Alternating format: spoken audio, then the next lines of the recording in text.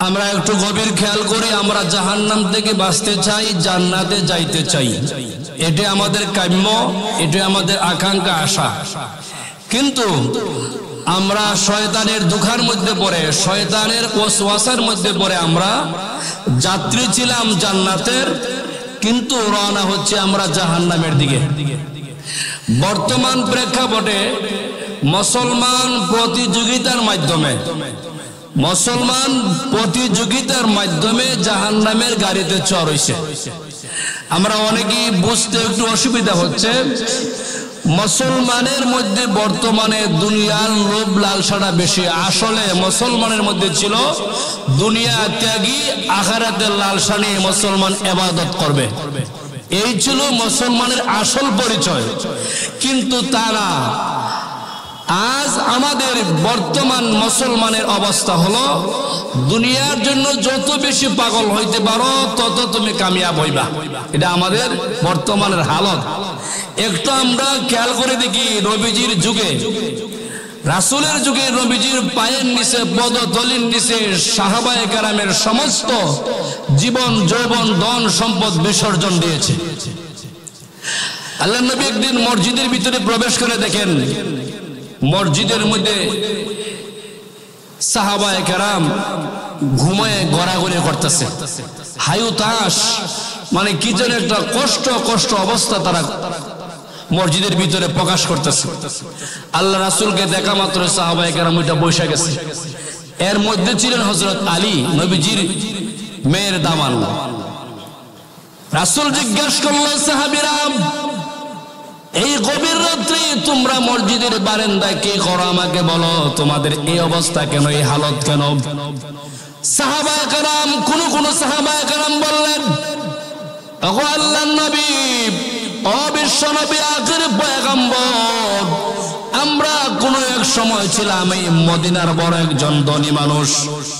আমার ধন সম্পদের কোনো অভাব ছিল না, আমার বাড়ি গাড়ির কোনো অভাব ছিল না। ওগো নবীজি, ইসলাম গ্রহণ করলাম, মুসলমান হয়ে গেলাম, সমস্ত ধন সম্পদ আমরা দিনের রাস্তায় খরচ করে আমরা গরিব হয়ে গেলাম। ইয়া রাসূলুল্লাহ, নবী গো, কয়েকদিন যাবত আমাদের চুলা আগুন জ্বলে না, আমরা পেটের কিদাব বরদাস্ত করতে পারি না, এই জন্য রাত্রে মসজিদে এসে আমরা অবস্থান করতেছি। আল্লাহ নবীজি এই হালত দেখে আশ্চর্য হয়ে গেল, আর নবীজি কান্না আরম্ভ করে দিল। সাহাবায়ে কেরাম বলে, ওগো নবীজি, আপনি কান্না করেন কারণ কি? রাসূল বলে, আমার সাহাবীরা, আমার কান্নার কারণ হলো তোমরা আমার জন্য, আল্লাহর জন্য তামাম দুনিয়ার ধন সম্পদ বিসর্জন দিয়ে দিলা। আল্লাহর কাছে আমি তোমাদের জন্য দোয়া করি, আল্লাহ আমার সাহাবীর জন্য আপনার জান্নাত আপনি বরাদ্দ করে দেন। সুবহানাল্লাহ। এই জন্য আল্লাহ বলেন, নবী গো, আপনার সাহাবীদের প্রতি আমি খুশি হয়ে গেলাম, নবীজি আপনিও খুশি হয়ে যান। রাদিয়াল্লাহু আনহু ওয়া রাদু আন, যালিকা লিমান খাশিয়া রাব্বা। আল্লাহ বলে, ও নবী, আমি আপনার সমস্ত সাহাবায়ে কেরামের প্রতি খুশি হয়ে গেলাম, নবীজি আপনিও খুশি হয়ে যান। সাহাবীদের প্রতি আল্লাহ খুশি। আপনারা একটু আওয়াজ দিয়ে বলুন, আল্লাহ যার প্রতি খুশি হয়ে যায় ওই লোকটার জান্নাত পাইতে আর অসুবিধা হবে নাকি? আল্লাহ বলেন, ও সাহাবীরা, তোমরা শুনো, নবীর মাধ্যমে আমি তোমাদের জানাই দিলাম, তোমরা যারা ধন সম্পদ বিবি বাচ্চা সব আল্লাহর জন্য বিসর্জন দিয়ে দিলা, আমি আল্লাহ তোমাদের ঘোষণা দিলাম, আমার উত্তম জান্নাত আমি আল্লাহ তোমাদের জন্য বরাদ্দ করে দিলাম। আমার মুসলমান ভাইরা, আমার আপনাদের বন্ধুরা, শোনো, নবীর সাহাবীরা জান্নাতের পাগল ছিল, নবীর সাহাবীরা নবীর পাগল ছিল, আর আমরা প্রতিযোগিতার মাধ্যমে দুনিয়ার পাগল হয়ে গেছে। কথা বলেন ঠিক কিনা? কে কত বেশি বিল্ডিং করতে পারি, বাড়ি গাড়ি করতে পারি, কত বেশি দুনিয়ার ক্ষমতা অর্জন করতে পারি, কত বেশি ক্রিমিনাল বাটপার হতে পারি, এটা আমাদের প্রতিযোগিতা। নবীজি বলেন, না না, আমার সাহাবায়ে কেরাম হবে আখিরাতের পাগল, দুনিয়ার পাগল না। কিন্তু আমরা নবীর উম্মত হওয়ার পরেও আখিরাত ভুলে গিয়া দুনিয়ার পাগল হয়ে গেছে। কথা কোন ঠিক কিনা? আসল আমার ভাইরা, রাসূল সাল্লাল্লাহু আলাইহি সাল্লাম সাহাবায়ে কেরামের সামনে আলোচনা করেন, নসিহত করেন। ওরে আমার সাহাবীরা, তোমরা শুনো, জান্নাতে কোন ব্যক্তি তোমরা দেখতে চাওনি আমাকে বলো। সাহাবায়ে কেরাম বলে, ইয়া রাসূলুল্লাহ, আমরা জান্নাতি ব্যক্তি অবশ্যই দেখতে চাই। নবীজি শাহাদা আঙ্গুল উঠায় বলেন, ওরে সাহাবীরা শোনো, আমার যে সমস্ত সাহাবীরা ওই মক্কা ছেড়ে মদিনা চলে আসছে, বিবি ছেড়ে দিল, বাচ্চা ছেড়ে দিল, সংসার ছেড়ে দিল, এমনকি ধন সম্পদ ছেড়ে আমি নবীর জন্য পাগল পারা হয়ে মদিনা চলে আসলো। আপনারা বলেন, অসংখ্য সাহাবী মক্কা থেকে হিজরত করে মদিনা আসছিল নি? আমাদের রাসূল হিজরত করে মক্কা থেকে মদিনা আসে নাই? আমার ভাইরা, যারা মক্কা মদিনা গেছেন একটু খেয়াল করে দেখবেন, প্রায় 2 থেকে 2.5 ঘন্টা সময় লাগে হেরা গুহার ভিতরে প্রবেশ করতে। আমার নবীজি গভীর রাত্রে হযরত আবু বকর সিদ্দিকের দরজা লক করলেন। আবু বকরকে বলছেন, আবু বকর, ওই তো আল্লাহ পাক আমাকে আদেশ করেছেন, আজ কাল একদিন মক্কা ছেড়ে আমরা মদিনা চলে যাব। ওই যাওয়ার সময় তুমি আবু বকর আমার সফর সাথী হইবা, তুমি আমার সঙ্গী হইবা। আবু বকর 6 মাস পরে আমার নবী গিয়া লক করলেন। আবু বকর, লাব্বাইক ইয়া রাসূলুল্লাহ, লাব্বাইক ইয়া রাসূলুল্লাহ। আবু বকর প্রথম ডাকে সাড়া দিয়া দরজা খুলে দিল। রাসূল বলে, আবু বকর রে, এত গভীর রাত্রে আমি তোমাকে একটা শব্দ করলাম, একটা ডাক দিলাম, একবার লক করলাম, তুমি দরজা খুলে লাব্বাইক ইয়া রাসূলুল্লাহ বলে দাঁড়ায় গেলাম। এরা আবু বকর, তুমি কি ঘুমাও নাই? আবু বকর চোখের পানি ছেড়ে কান্দে আর বলে, ইয়া রাসূলুল্লাহ, গো নবীজি, ও বিশ্বনবী, আখির পয়গম্বর, আপনি আমাকে প্রায় 6 মাস আগে বললেন আমি মক্কা থেকে মদিনা যাওয়ার সময় আপনার সফর সঙ্গে আপনার সাথে হিজরতের সাথে হব। আল্লাহর কসম গো নবী, 6 মাস ধরে আমি দরজার মধ্যে পিঠ লাগায়া দাঁড়ায়া থাকি, কারণ এই জন্য আমি জানি না কোন রাত্রে আমার রাসূল আমাকে ডাক দিবে। আমি প্রথম ডাকে আমি সাড়া না দিলে, জবাব না দিলে আমি তো আশিকে রাসূল হতে পারবো না। আমি আল্লাহর দরবারে গিয়ে কি জবাব দিব? এই জন্য 6 মাস ধরে আমি আপনার অপেক্ষায় রাতে ঘুমাই না। আমার মুসলমান ভাইরা, আমরা তো নবীর আশিক দাবি করি, আমরা নবীর প্রেমিক দাবি করি, কিন্তু আমরা চরিত্র কেমন? আমাদের চরিত্রের ভিতরে নবীর সুন্নত নাই, আখলাক নাই, ভালোবাসা নাই, নবীর আদর্শ নাই। আল্লাহ বলে, ওমা আরসালনাকা ইল্লা রাহমাতাল লিল আলামিন, সমগ্র পৃথিবীর জন্য আমি আল্লাহ রহমত স্বরূপ আমার রাসূলকে প্রেরণ করলাম। লাকাদ কানা লাকুম ফি রাসূলিল্লাহি উসওয়াতুন হাসানা। এরে বিশ্ববাসীরা, এ মুসলমানরা, তোমাদের জন্য একমাত্র আদর্শ হলো তোমার রাসূল। কিন্তু না, আমরা তো বর্তমানে আদর্শ আমরা গ্রহণ করেছি ব্রাজিল, ইন্ডিয়া, আর্জেন্টিনা, বিভিন্ন ইউরোপ কান্ট্রিতে আমরা আদর্শ গ্রহণ করি। না না না, মুসলমানের আদর্শ হলো নবীর আদর্শ, ঠিক কিনা? কেন বলছি আমরা ব্রাজিল, আর্জেন্টিনার? কেন বলছি ইউরোপ কান্ট্রি, নিউ ইয়র্ক? কেন বলছি শুনুন, আপনার ছেলে আমার ছেলে, আপনার সন্তান আমার সন্তানের চেহারা দিকে আপনি তাকায় দেখেন, তার ওয়াল বডিতে যে ডিজাইনটা সে পছন্দ করে, ভালোবাসা এই ডিজাইন গ্রহণ করেছে, ওই ডিজাইনের সাথে আমার রাসূলের কোন আদর্শের মিল নাই। কথা কোন ঠিক কিনা? আপনারা খেয়াল করে দেখবেন, আপনার বাড়ির পাশে বাসার নিচে সেলুনের ঘর আছে, যেখানে মাথার চুলের কাটিং দেওয়া হয়। এই সেলুনের মধ্যে আপনি তাকায় দেখবেন, সারা বাংলাদেশ আমি দেখলাম ঘুরে ঘুরে, একটা সেলুনের মধ্যেও আমার নবীর আদর্শের মাথার কোন এরকম কোন মডেল নাই। যত মডেল আছে সমস্ত মডেল বেদিন কাফেরদের মডেল, যখন ঠিক কিনা? এই মডেল গুলো মুসলমানের ছেলে মেয়ে গ্রহণ করে, মুসলমানের সন্তান গ্রহণ করে। এই জন্য আমি বলি, মুসলমান বর্তমানে বেদিন কাফেরদের মডেল গ্রহণ করে জাহান্নামে যাইতে চায়, যখন ঠিক কিনা? যখন ঠিক কিনা? আসুন আমার বন্ধুরা, শপথ গ্রহণ করি, ওয়াদা করেছি বলে কোনোদিন বেদিন কাফেরদের মডেল গ্রহণ করব না। বললে কি হবে, আপনার মেয়ের প্লাজো মানে এই যে একটা প্লাজো মানে পায়জামা পরে এটা ঘন্টার উপরে পরে, আর আপনার ছেলে ঘন্টার নিচে মাটি পরিষ্কার করিয়া যায়। এটা আমার নবীর আদর্শ হতে পারে না। এটাই বেদিন কাফেরদের আদর্শ, এটাই বেদিন কাফেরদের মডেল। কারণ রাসূল বলেছেন মহিলারা মাথার তালু থেকে পায়ের তলা পর্যন্ত ডাইকা রাখবে, এটা ফরজ। এটা আমি শহীদুল্লাহর কথা না, আমার আব্বার কথা না, আপনাদের কথা না, এটা আমার রাসূলের কথা। কথা বলেন ঠিক কিনা? রাসূলের কথা সত্য না মিথ্যা? রাসূলের কথা সঠিক না বেঠিক?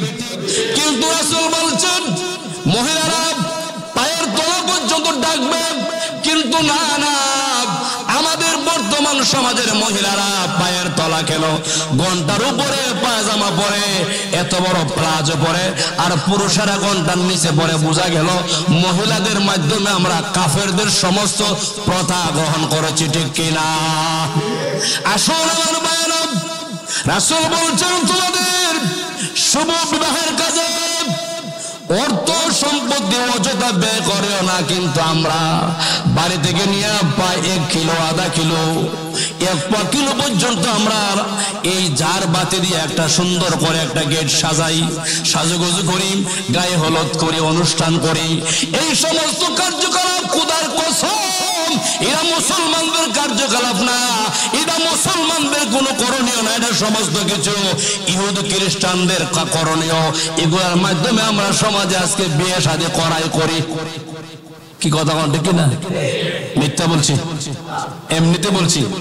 এগুলা কি আসলে নবীর আদর্শ? এগুলো নবীর আদর্শ?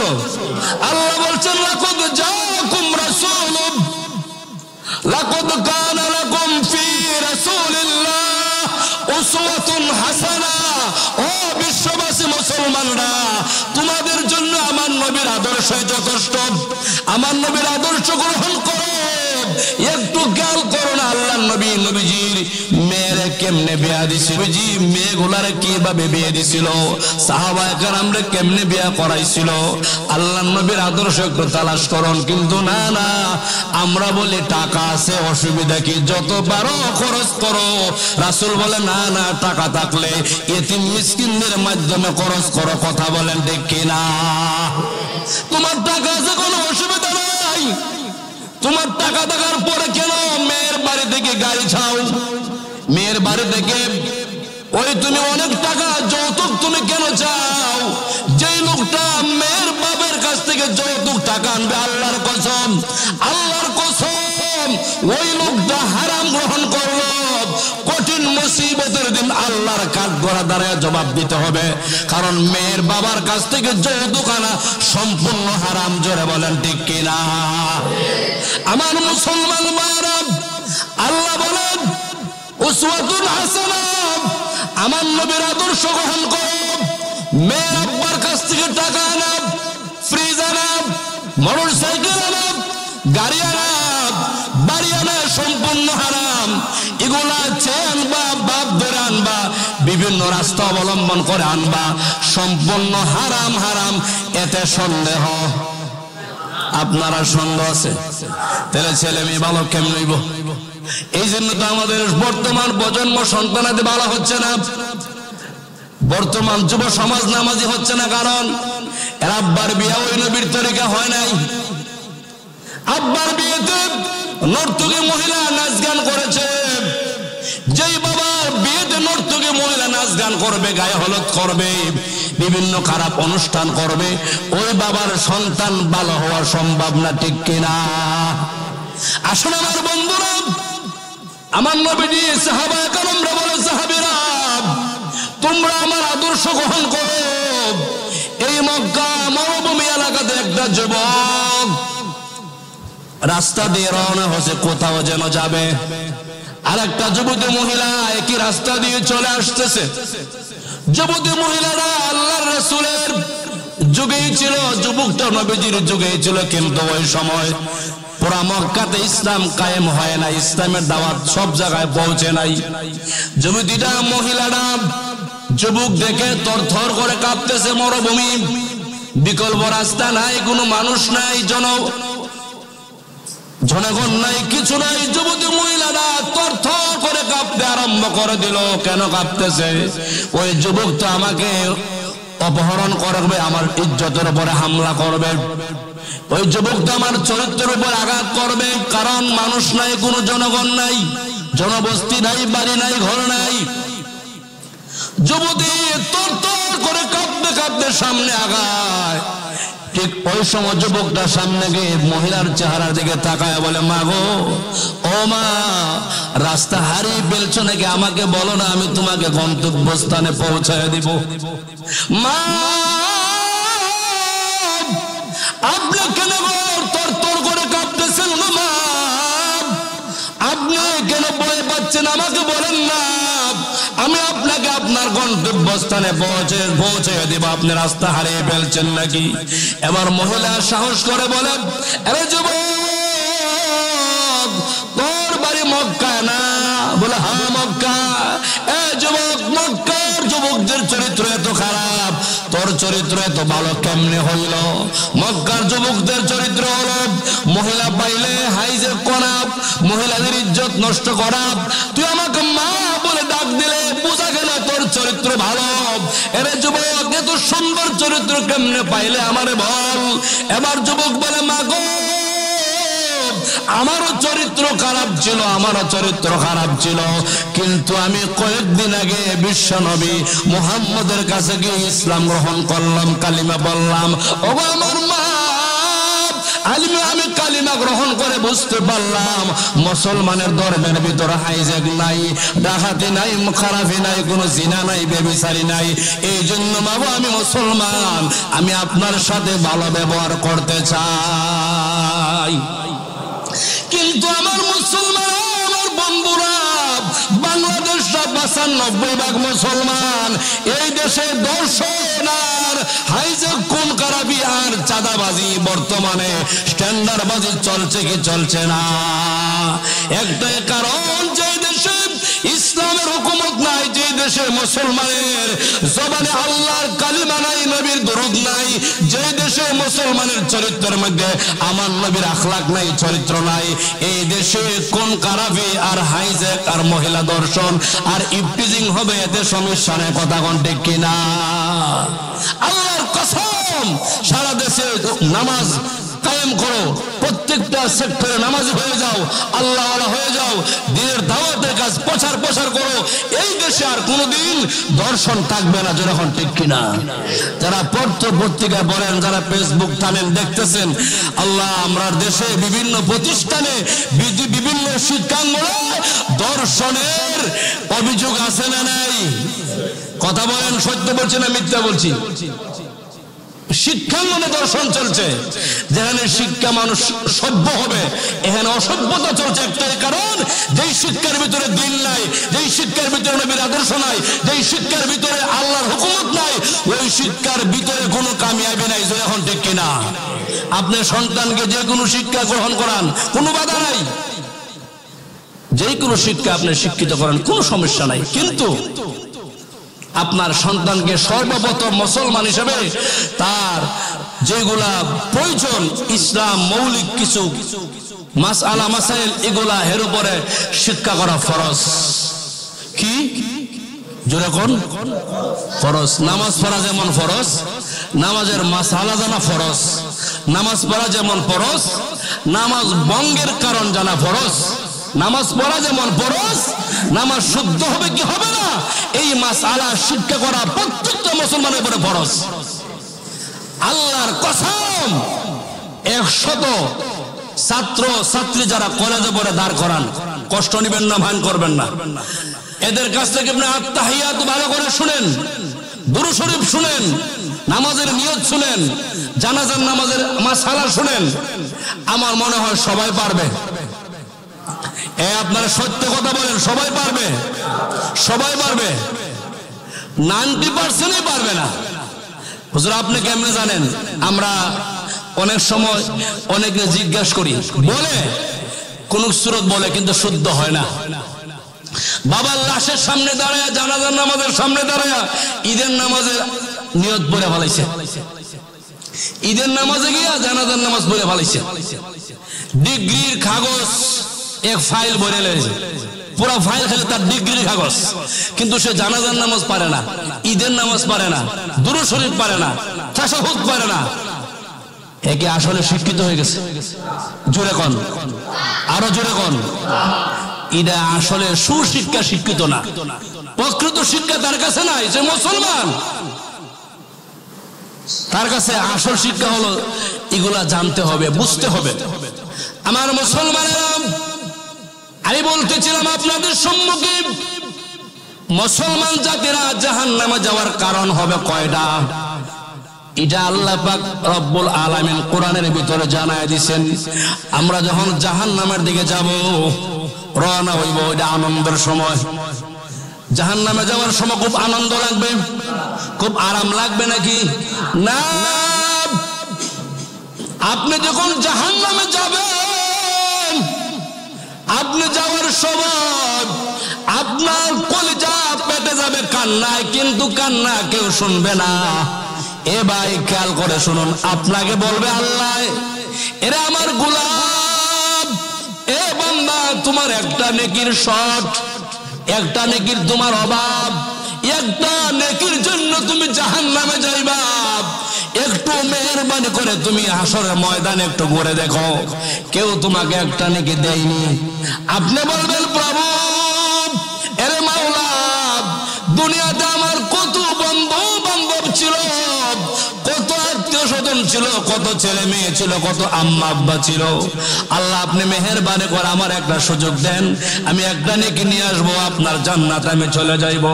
আল্লাহ বলে, বান্দারে যা যা, আমি তোকে অনুমতি দিলাম, তুই যা, একটা নিয়ে আসবে, আমি তোর জান্নাতে দিয়ে দিব। আল্লাহর গোলাম বান্দা এই হাসরের ময়দানে হাঁটতে আরম্ভ করে দিব। সর্বপ্রথম তার মায়ের সামনে গিয়ে দাঁড়াবো। মা বলবে, মা গো, ওগো আমার মা, আপনি তো আমার গর্ভধারণী মা, আপনার সন্তান আমি, ওগো মা, একটা নেকির জন্য আমি জাহান্নামে যাচ্ছি গো মা, দয়া করে একটা নেকি আপনি আমার সাহায্য করুন, আমি যেন জান্নাতে যাইতে পারি। মা ডাক দেয় বলে, আমার দুনিয়াতে কোনো বিয়া হয় নাই, আমার কোনো সন্তান নাই, আমি তোমাকে চিনি না, তুমি আমার কাছ থেকে চলে যাও। মা তাকে পরিচয় দিবে না, আব্বা তাকে পরিচয় দিবে না, ভাই তাকে পরিচয় দিবে না, বোন তাকে পরিচয় দিবে না। আমার মুসলমানেরা, একটু খেয়াল করে আপনি শুনেন না, আম্মা আব্বা যদি আপনাকে পরিচয় না দেয়, ওই সময়টা খুব সহজ একটা সময়, জোরে বলেন না, এমন একটা কঠিন সময়, মা বাবাকে চিনবে না, বাবা মাকে চিনবে না। আল্লাহ নিজে বলেন, ইয়াউমা ইয়াফিরুল মারউ মিন আখিহি ওয়া উম্মিহি ওয়া আবিহি ওয়া সাহিবাতিহি ওয়া বানিহি। সন্তান মা চিনবে না, মা তার সন্তান চিনবে না। ওই কঠিন মুসিবতের সময় আল্লাহর গোলাম গোটা হাসরে ময়দান ঘুরে ফিরে চলে আসবে, আর আসার সময় মনটা বড় দুর্বল, আল্লাহ রে, একটা নেকি পাইলাম না, কেউ আমার একটা নেকি দিল না। একজন লোক ডাকতে বলবেন, এ আল্লাহর গোলাম দাঁড়াও, তোমার মন খারাপ, কোথায় গিয়েছিলে? হে বলবে, এরা আমার আল্লাহর গোলাম, একটা নেকির জন্য গোটা হাসরের ময়দান ঘুরাইলাম, একটা নেকি আমার কেউ দেয় না, আমি আবার জাহান্নামে চলে যাব। ওই লোকটা বলবে, ভাই রে, মাত্র একটা নেকি নিয়ে আমি বসা, একটা নেকি দিয়ে আমার জান্নাতে যাওয়া সম্ভব না, যা তুই আমার একটা ভাই, আমার একটা নেকি নিয়ে তুই জান্নাতে চলে যা। এই কথা বলে আল্লাহর কাছে নিয়ে যাইব। আল্লাহ বলবো, কে দিছে? এই লোকটা আমার দিছে, ওর মাত্র একটাই নেকি। আল্লাহ বলে, ফেরেশতারা, আমি আল্লাহ বড় দয়ালু, আমি আল্লাহ বড় রহমান। ইয়া মালাইকাতি قد استحييت من عبدي وليس له غيري। ও ফেরেশতারা, আমার মতন দয়ালু পৃথিবীতে কেউ নাই। দুনিয়ার একটা মানুষ কঠিন মুসিবতের দিন আরেকজনকে একটা নেকি দিয়ে দিল, আমি আল্লাহ দয়া মায়া করে দুজনকে মাফ করে আমার জান্নাতের মালিক আমি বানায়া দিলাম। আমি আপনাদের পায়ে হাত ধরে বলে যাই, নবীর আদর্শ গ্রহণ করুন। করুন, দুনিয়ার সব তন্ত্রমন্ত্র আপনি বাদ দেন, আল্লাহ নবীর আদর্শ আপনি গ্রহণ করুন। নবীর আদর্শের ভিতরে মুসলমান কামিয়াবি। জোরে কোন ঠিক কিনা?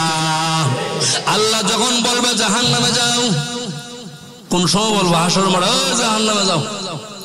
আল্লাহ বললে কি আপনি যাইতে সমস্যা হইব? জোরে কোন? যাইতো চাইতো না, হাকাইয়া, হাকানি বুঝবেন না, ফেরেশতার মাধ্যমে আপনাকে যেমনি করে গরুর পাল, ছাগলের পাল, মেরার পাল, মহিষের পাল এগুলো রাখাল দেয়, হাকাইয়া হাকাইয়া সমান দিকে নিয়ে যায়, পাচন দিকে নিয়ে যায়। যারা দেখছেন বুঝেন, একটু হাকাইয়া মানে এগুলাকে ধমক দিয়া লাঠি দিয়া তারাইয়া একদিক থেকে আরেক দিকে নিয়ে যায়, এক রাস্তা হইতে আরেক রাস্তা নিয়ে যায়। সমস্ত জাহান্নামীকে আল্লাহর ফেরেশতা হাকাইয়া হাকাইয়া জাহান্নামের দিকে নিয়ে রওনা হবে রে ভাই। ওই সময় জান্নাতের ভিতর থেকে একদল ডাক দিয়া বলবে, আনিল মুজরিমিন মা সালাকাকুম ফি সাকর। এ জাহান্নামীরা, তোরা জাহান্নামে কেন যাওয়ার কারণ কি? একটু আমাদের বলে যা। ভাই মুসলমান, একবার খেয়াল করে শোনো, যেই লোকটা তোমাকে বলতেছে তুমি জাহান্নামে কেন যাও, ওই লোকটা অবশ্যই জানে তুমি জাহান্নামে যাচ্ছ কেন। আর যেই লোকটা যাচ্ছে ওই লোকটাও জানে জাহান্নামে কেন যাচ্ছে। আল্লাহ পাকও জানে আমি কেন জাহান্নামে দিছি। জোরে হন ঠিক কিনা? এর তিনটা দল হবে, আল্লাহ নিজে একলাই একটা দল, জাহান্নামে যাওয়ার না এক দল, জান্নাতের আরেকটা দল। জান্নাতীরা বলবে, রে জাহান্নামীরা, তোরা জাহান্নামে কেন যাস? আপনারা দুনিয়া থাকার পরে একজন আরেকজনকে গালি দিলে, গালি বুঝেননি, ফদাফদি, গালাগালি, বকাবকি, একক দেশের এককটা ভাষারে ভাই। আপনারা দেশে গালি দেয়, এই কথা শব্দ আপনারা বুঝেন নাই। আপনি আমাকে গালি দিলেন, আপনি এলাকার মহল্লার কাউকে একটা গালি দিলেন, ওই লোকটা আপনাকে পাল্টা আরেকটা গালি দিব না সালাম দিব? জোরে কও। গালি তো দিবই, পারলে আপনার একটা থাপ্পড় দিব। কেরে তুই আমার গালি দিস কেন? আমি তো তোর গালি দেওয়ার কোনো কাজ করি নাই। আপনি জাহান্নামে যাচ্ছেন, আপনি কোনো অপরাধ করেন নাই। ওই জান্নাতি ভাইয়ের কাছে আপনি কোনো অন্যায় করেন নাই, কিন্তু আপনাকে বলবে আনিল মুজরিমিন, এরা নাফরমানের দল, তোরা কেন জাহান্নামে যাওয়ার কারণ কি? দুনিয়াতে তোমাকে গালি দিলে তুমি প্রতিবাদ করো, পাল্টা আরেকটা গালি দাও, নাই তো থাপ্পড় দাও, কিন্তু আপনাকে ওই সময় গালি দেওয়ার পরে পাল্টা দিবেন না। ওই সময় আপনি চোখের পানি ছেড়ে কানবে আর বলবেন আমি জাহান্নামে যাই। চারটা কারণ। কয়টা কারণ? যেরকম আপনাদের সামনে আমি চারটা কারণ, চার জমা বলবো, কিন্তু আজকে শুধু শিরোনাম বলা যাব। এক নাম্বার কারণ বলবে ওই জাহান্নামীরা,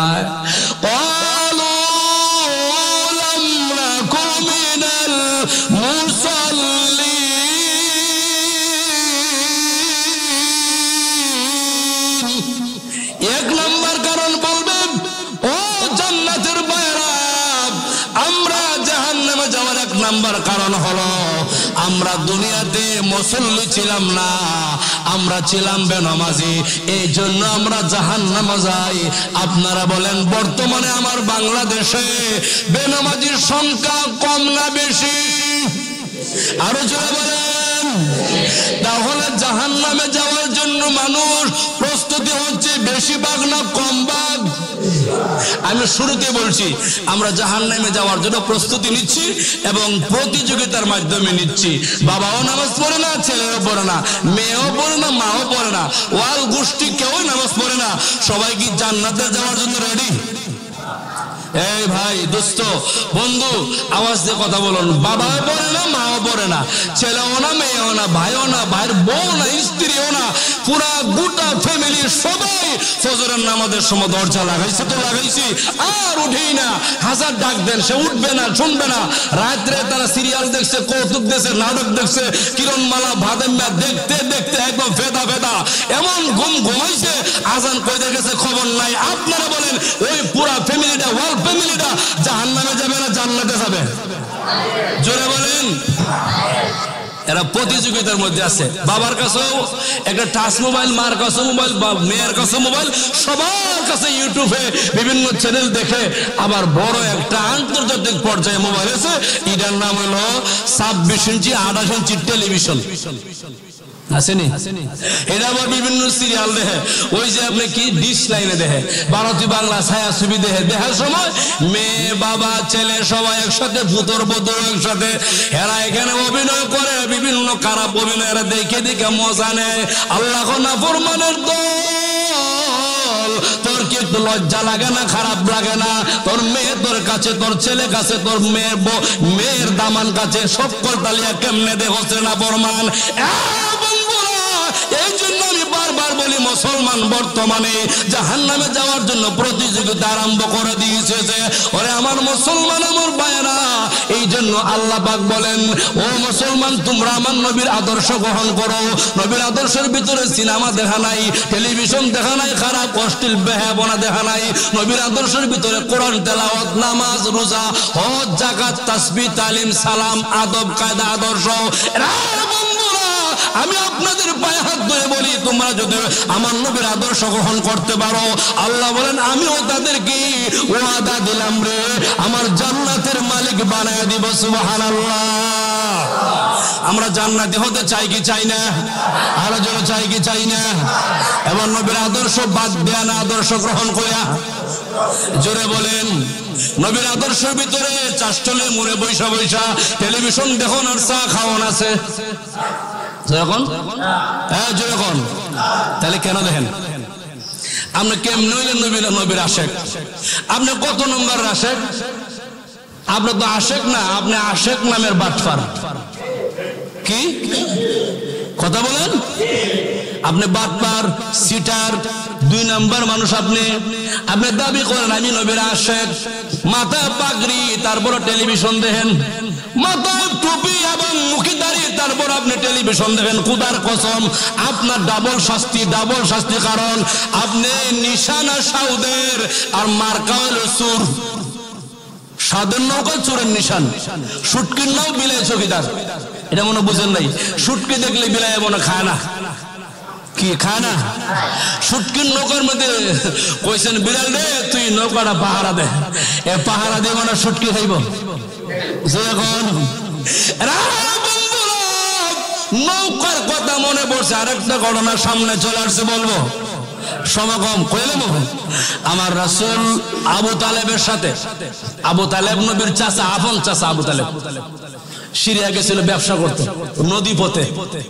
আরব সাগর আছে না, ওই মেয়ার আরব সাগর আছে নি, সাগরের পথে, আরব সাগরের পথে নবী ব্যবসা করতে গেছে। নবীর নিচে, নবী শিশু নবী, 10 বছর এরকম, 10-8 বছর এরকম বয়স, শিশু নবী। নবী তো দুনিয়াতে আসার আগেই নবী, ভালো করে বুঝেন। পৃথিবীতে নবী আসার আগেও, পরেও, দুনিয়া থাকতেও, যাওয়ার পরেও, সব সময় জোরে বলেন শিশু নবী। নৌকার সামনে বসা, নৌকা বুঝেননি? হ্যাঁ, নৌকার সামনে বসে রয়েছে রাসূল। এই সময় ইহুদি একটা পাদ্রী, ইহুদি আলেম, পাদ্রী বলা হয় ইহুদির মধ্যে আলেম, বড় আলেম। ও তার গির্জা মানে তার কক্ষ, তার রুম, এখান থেকে বের হইছে। বের হইয়া নদীর দিকে তাকায় দেখে নৌকার সামনে একটা পূর্ণিমার চাঁদ বসা। সুবহানাল্লাহ, না? নৌকার সামনে কি বসা? পূর্ণিমার চাঁদ বসে রয়েছে। দেখার পরে তার আশ্চর্য হইল, ভালো করে তাকাইছে। তা হ্যাঁ দেখে সে যে তাওরাত, জাবুর, ইনজিল 3 কিতাবের পণ্ডিত। কয় কিতাবের পণ্ডিত? তাওরাত, জাবুর, ইনজিল 3 কিতাবের পণ্ডিত, পাদ্রী। এখন আমি যে কিতাবও ভাইলাম আখেরি নবী হইব, হেজি এই নমুনা দেখা যায়। সুবহানাল্লাহ, আরো জোরে সুবহানাল্লাহ। এখন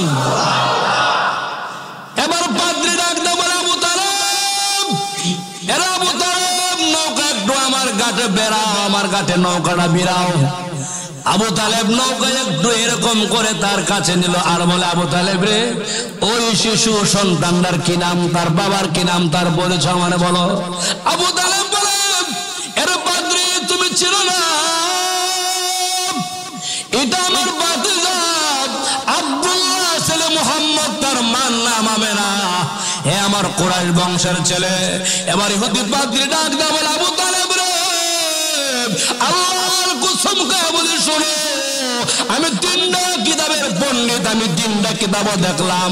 ওই ছেলে আখিরি পয়গম্বর বিশ্ব নবী হবে, এতে কোনো সন্দেহ নাই। সুবহানাল্লাহ। আবু তালেব বলেন, এরা ইহুদি পাদ্রী কি বলতে চাও, একটু পরিষ্কার করে বলো না। এবার ইহুদি পাদ্রী বলে, আবু তালেব রে, ওই ছেলেটা বিশ্ব নবী আখিরি পয়গম্বর হবে, এই সিরিয়ার জমিনে তার অনেক শত্রু আছে, হেরে নিয়ে দেশে যাও। ইহুদি কয়, আবু তালেব গো, তুমি আমার ব্যবসা নষ্ট করতে আইছো। হে নবী, হইলে হইলো, না হইলে না, আমার কি, আমার ব্যবসা করতে দাও। ব্যবসার পাগল আমরাও একদল আছি বর্তমানে, আবু তালেবের দলের মানুষ। সুন্নত মানলে মানো, না মানলে নাই, আমার দোকান বাম পরে চলো। কথা বলতে কিনা? ব্যবসায়িক একদিন তোমার ব্যবসা থাকবে না, বিল্ডিং থাকবে না, অট্টালিকা থাকবে না, খোদার কসম তোমার সাথে নবীর সুন্নত যাবে। ব্যবসা থাকবো, মালিক থাকবো, মালিকের চেয়ার থাকবো, মালিকের গদি থাকবো, কিছু থাকবো, সব চুরমার হবে, কিন্তু আমার নবীর সুন্নত তোমার সাথে কবরও যাবে। তাহলে আপনারা বলেন যে এটা থাকবে না, এটার দাম বেশি না, যেটা থাকবে এটার দাম বেশি? থাকবে কি দুনিয়া না সুন্নত? আমল থাকবে না দুনিয়া থাকবে? আমল বেশি করবেন না দুনিয়ার লাগি বেশি পাগল হবেন? আপনি আপনারা জিজ্ঞান যে আমার মাথার মধ্যে ইউরোপ কান্ট্রির ডিজাইন, ব্রাজিলের ডিজাইন, কুত্তা বিলার ডিজাইন, গরু ছাগলের ডিজাইন আমার মাথা লাগাইছি, এবার আমি কি মরমু না? মরলে এই ডিজাইন নিয়ে আমি কেমনে নবীর সামনে দাঁড়াবো? এই তুমি কেমনে দাঁড়াইবা আমার বলো? তোমার তো লজ্জা হওয়া উচিত যে আমার নামে মুসলমান, আব্বা মুসলমান, দাদা মুসলমান, আমার কেন সুরত হবে না মুসলমানের? আমি কেন ধরবো আমি এই সুরতটা? ইহুদি পাদ্রী কয়, আবু তালেব তুমি চিনবা না, বুঝবা না, আমি কিতাব পড়ছি। কিতাব কি পড়ছে? আমি একটা কিতাবের ভিতরে দেখলাম মুহাম্মদের নাম এক জায়গায়। আমার হিংসা লাগলো, কুরাইশ বংশে মুহাম্মদ আগমন করবে, আমার বড় হিংসা লাগলো। আমি ওই কাগজের পাতাটা এরকম ছিঁড়ে ফেলে দিলাম, মুহাম্মদ যেন আর না দেখি। ইহুদি পাদ্রী বলে, পরের দিন কিতাবটা খুলে দেখি মুহাম্মদের নাম 2 জায়গায়। একটা পৃষ্ঠা কাগজ ছিঁড়ে ফেলছে, কিন্তু 2 জায়গায় মুহাম্মদের নাম। আমার হিংসা আর একটু বেড়ে গেল। আমি দ্বিতীয় দিন আমি ওই 2টা পৃষ্ঠা কাগজ ছিঁড়ে ফেললাম। আল্লাহর কসম রে আবু তালেব, আমি তৃতীয় দিন আমার কিতাবটা খুলে দেখি মুহাম্মদের নাম 4 জায়গায়। আল্লাহর কসম করে বলে আমি চতুর্থ দিন এই 4টা পৃষ্ঠা আমি ছেড়ে ফেলে দিলাম। আমি পঞ্চম দিন তাকায় দেখি রে মুহাম্মদের নাম, সারা কিতাবে খালি মুহাম্মদের নাম। আমি বুঝতে পারলাম যেই নামের কাগজটা ছিঁড়ে ফেলে দেওয়ার পরেও আমার নামটা ওই কাগজে চলে আসে। এটা কোনো মানুষে আইনা দেয় না, মানুষে আনে না, এটা আল্লাহর একটা বড় মহব্বতের নাম, ভালোবাসার নাম। যে নামটা হলো আল্লাহর খাস বন্ধু বিশ্ব নবী মুহাম্মদুর রাসূলুল্লাহ। আবু তালেব, এই ছেলে ভবিষ্যতে নবী হবে, 40 বছর বয়সে নবুয়ত পাবে। ওর ওসিলা আমি তোমার দাওয়াত দিলাম আজকে জোহরের সময়, আমার বাড়িতে তোমার দাওয়াত। কইল, হ্যাঁ নবী হইলো কি না হইলো কি, আমি তো দাওয়াত পাইলাম। এই প্রকারের মানুষ আমরা দেশে বর্তমান আছে না? হ্যাঁ, আরে সুন্নত মানলে মানো, না মানলে আমার ব্যবসা গরম করো, ব্যবসা চাঙ্গা করো। এটা আবু তালেবের গোত্রের লোক। আমার মুসলমান ভাইরা, আমার প্রাণের বন্ধুরা শোনো, আবু তালেব দাওয়াত দিল। এবার আবু তালেব দাওয়াত গ্রহণ করলো, ইহুদি পাদ্রী দাওয়াত দিল। আবু তালেব দাওয়াত খাওয়ার জন্য মুহাম্মদের বলে, মুহাম্মদ কি তুমি ছোট মানুষ, নৌকাটা পাহারা দাও, আমরা গিয়ে খেয়ে আসি, আমরা আসার পরে তুমি পরে গিয়ে খাইবা। এবার সকলে মাঝি, নৌকার মাঝি সহ, মহাজন সহ মাঝিরা সবাই চলে গেছে দাওয়াত খাইব। ইহুদি পাদ্রী গাছের ছায়ার নিচে খাবারের ব্যবস্থা করেছে। তাকায় দেখে মুহাম্মদ আসে না, অন্যান্য মাঝিরা তো আসতেছে, মুহাম্মদ দেখা যায় না। মুহাম্মদকে দেখতে পায় না। এবার এই পাদ্রী দৌড়ে সামনে আগায় বলে, আবু তালেব রে, মুহাম্মদ কোথায়, তোমরা তো চলে আসলায়। আবু তালেব বলে, এরে ওদের পাদ্রী, মুহাম্মদকে আমরা রেখে আসলাম, নৌকাটা পাহারা দিব, আমরা খেয়ে যাওয়ার পরে মুহাম্মদ চব্বর আইসা খাবার খাইবো, আমরা আগে খেয়ে চলে যাই। ইহুদি পাদ্রী চোখ দুইটা লাল করে কণ্ঠ উঁচু করে ডাক দিয়ে বলে, এরে আবু তালেব, আল্লাহর কসম করে বলে শোনো, বিয়ার দিন জামাই ছাড়া বরযাত্রীর কোনো দাম। আপনারা দেশে আছে মনে হয়, এমন বিয়া কি আপনারা দেখছেন? দামান আসে নাই, বরযাত্রী গিয়া শ্বশুর বাড়ি হাজির। কি মনে করেন চলে গেছে? এরকম আপনারা করছেন, কলামুদ্দিন সলিমুদ্দিন আলিমুদ্দিন সবাই এমপি মন্ত্রী লয়ে গেছেন গা, আর দামানে ফোনে কইছে শ্বশুর বাড়ি, আমার শরীরে ভালো না, আমি আগামী সোমবার আসবো, আজকে আমার মেহমানদেরকে খাবার খাওয়াই দেন। খাওয়াইব, জুতার বাড়ি দিব, কথা হতে কিনা? জামাই ছাড়া বরযাত্রীর কোনো দাম, কথা বলছেন না? পৃথিবীর পুরা পৃথিবীর জন্য আমার রাসূল রহমত, কথা কোন ঠিক কিনা? জোরে কোন ঠিক কিনা? এবার আবু তালেব, দামান ছাড়া বরযাত্রী কোনো দাম নাই, মুহাম্মদ ছাড়া তোমাদের একটা বিন্দু পরিমাণ দাম নাই। খোদার কসম, মুহাম্মদ না আসলে একটা লুকমা খাবারও তোমাদের সামনে দেওয়া হবে না। একটা কথা আরে গিয়া মুহাম্মদের ভাড়া কামই তো না, জোর দে, একটা দৌড় হয়ে গেছে। বাকি যে কটা ছিল ওই যে অপেক্ষা করতেছে মুহাম্মদ আসলে খাইব, হিংসা বাড়ছে। আমরা দেশে হিংসা কম না বেশি? হিংসা কম না বেশি? এমন হিংসা লাগছে, ওই যে গাছের ছায়া ছিল, গাছের ছায়াটা তারা সবাই একটু জানু দিয়া, জানু বোঝেননি, জামাই মতন ছড়াইয়া ছড়াইয়া সব ছায়া নিয়ে বইছে, যেন মুহাম্মদ আইসা রৌদ্রের মধ্যে বয়। কত হিংসা ভিতরে। আচ্ছা আপনারা বলেন তো, সম্মান আল্লাহ দিলে কেউ কমাইতে পারবো? সম্মানের মালিক কে? আল্লাহ কইছে, ওয়ারাফা'না লাকা যিকরাক, আপনার কোনো চিন্তা নাই, পেরেশানি নাই, আমি আল্লাহ আপনার সম্মান বাড়ায় দিছি, তবকা বাড়ায় দিছি।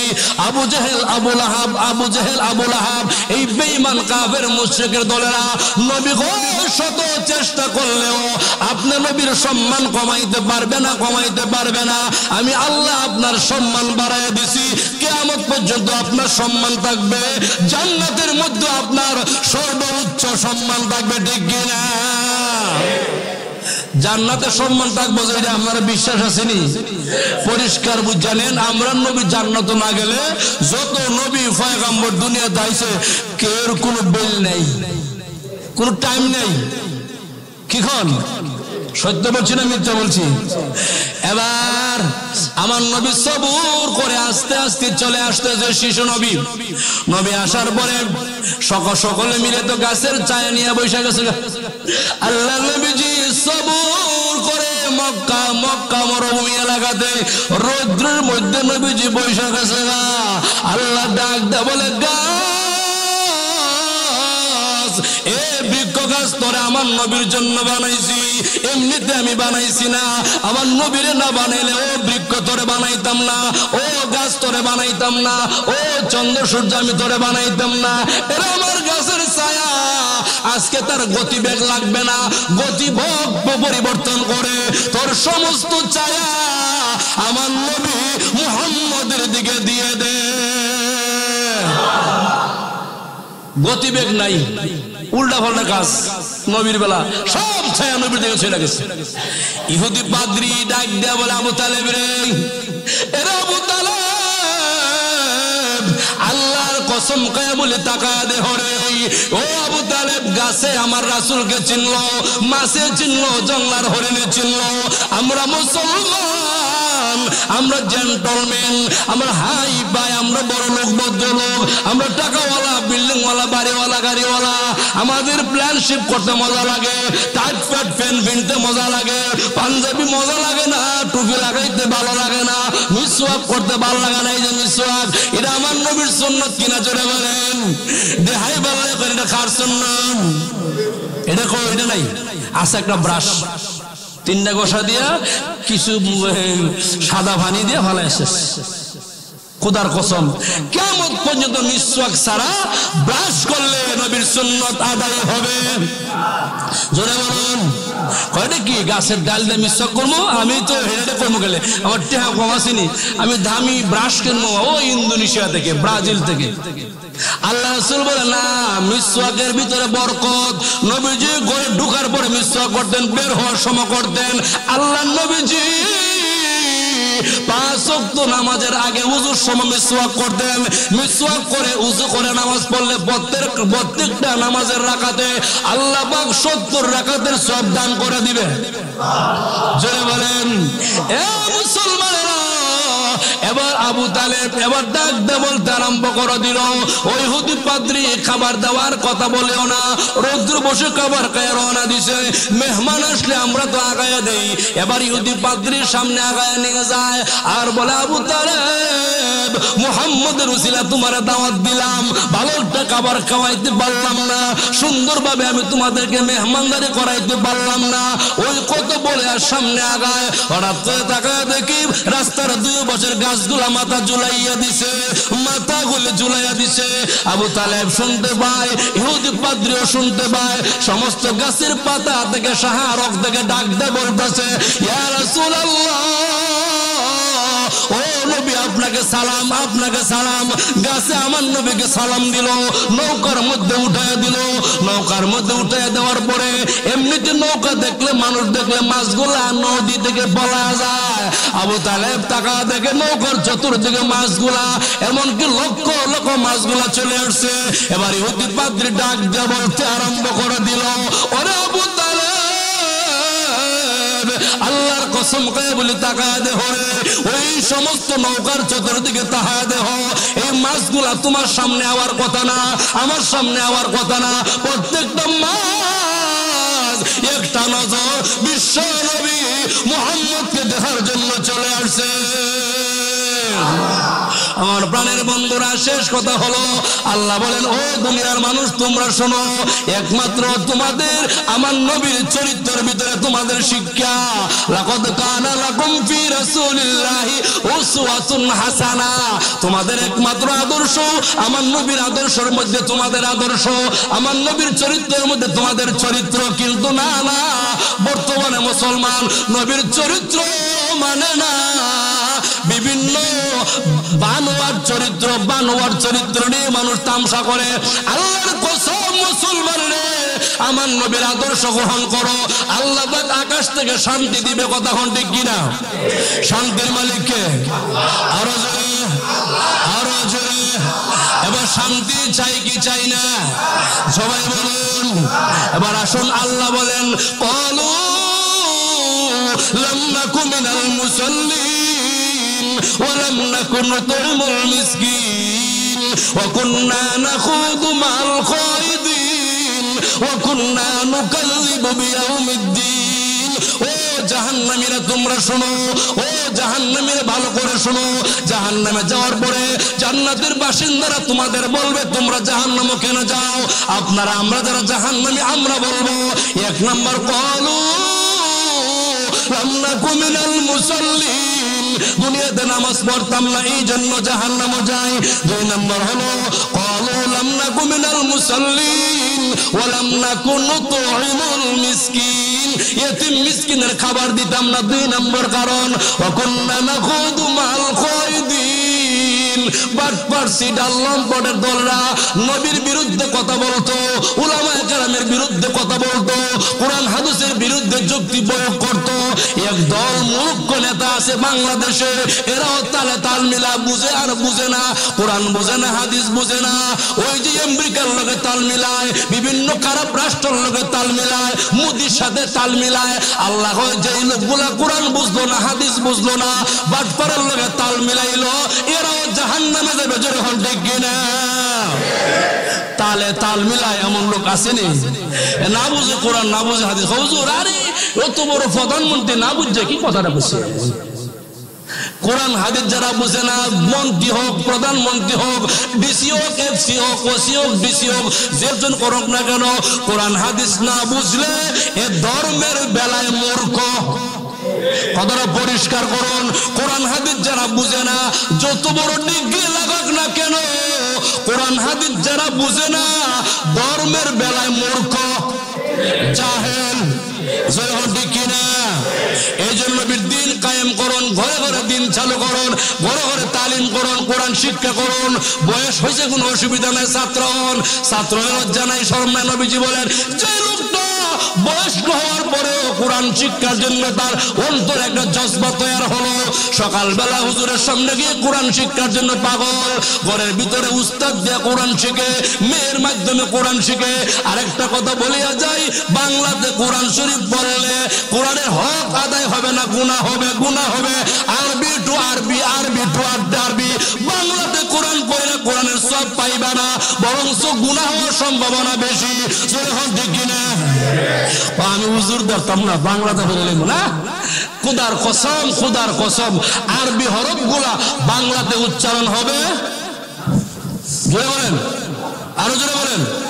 এই জন্য যে লোকটা 50 বছর, 60 বছর, 70 বছর হয়ে গেছে, কোরআন শিখছে না, নামাজের নিয়ত শিখছে না, ওই লোকটা যদি একজন ইমাম সাহেবের কাছে, মুয়াজ্জিন সাহেবের কাছে, একজন হাফিজ সাহেবের কাছে গিয়া, অথবা তার বাসা আইনাও এইগুলা শিখার জন্য দৈনিক 1 ঘন্টা, আধা ঘন্টা, 10 মিনিট সময় দেয়, নবীজি বলেন ওই লোকটা শিখার জন্য পাগল হইতে হইতে হইতে হইতে মারা গেছে।